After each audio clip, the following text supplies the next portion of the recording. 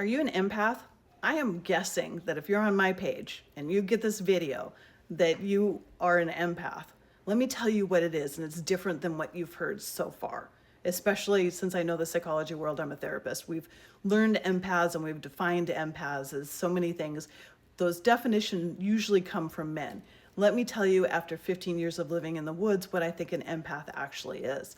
I think an empath usually was women, sometimes men, but women healers of a tribe, generally older because we have more experience.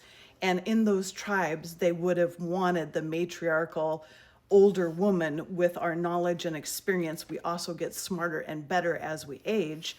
They would have wanted that to keep their tribe together and to keep their tribe as good as it possibly could be. Now, those empaths were women that could tell you if a crow flying over was the right time of year or if it was in the wrong direction. They could tell you what the wind meant. They could tell you what weather was coming. They could find all the herbs. They knew which herbs were good and bad. They probably did ceremonies with mushrooms. Very likely they did that.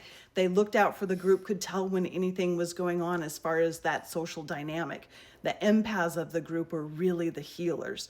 So I think when we call ourselves empaths and we think of ourselves as empaths because we're getting all this information from all of these different points, and right now that feels incredibly hurtful and overwhelming, I think it's actually one of the greatest sources of strength that we have in our bones, and we know that it's there.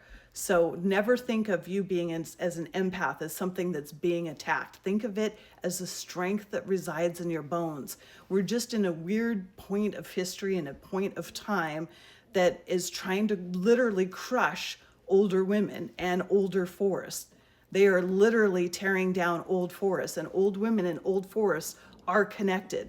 We are connected in the bones and the roots. So we're seeing the world be destroyed in front of us, and it hurts a lot. But what we do is we all band together and we say, as empaths, as witches in the woods, as older women, as crones, as these magnificent human beings that we are, we can make a difference. But the thing is, we need to come together as women to do that, as the empaths to do that.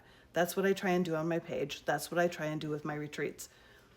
It's pretty cool too. The thing they don't tell you is how much fun it is when you get outside of society and when you embrace that empath for what it really is.